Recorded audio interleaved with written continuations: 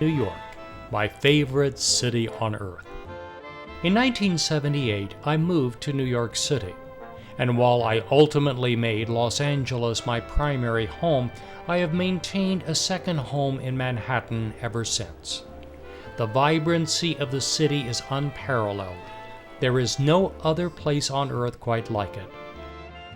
600 miles of subway track run under the streets. It is one of the few 24-hour subway systems of the world.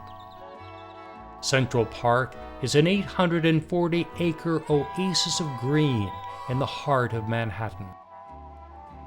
But to me, New York is at its best after dark, when the sun goes down and the lights come on.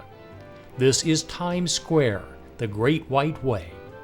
In the blocks off Times Square, there are over 40 different Broadway theaters, offering the greatest plays and musicals in the world. I've been going to Broadway shows since 1965, and next to travel, theater has always been my greatest love. I shot film in New York many times over the years. In 2001, I filmed the Macy's Thanksgiving Day Parade. It was raining, and it was a challenge to keep an umbrella over the camera and get the shots of the gigantic balloons that have been a New York tradition since 1924. The holiday season is a magical time in New York.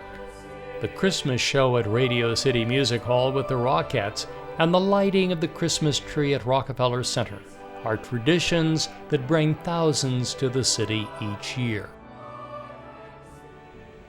But I can't talk about New York without mentioning this.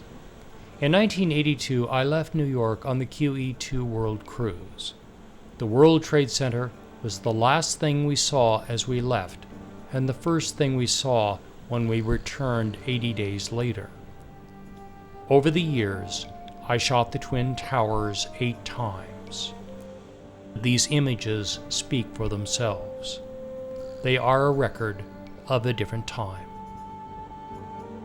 21 days after I shot these scenes, the world changed on September the 11th, 2001.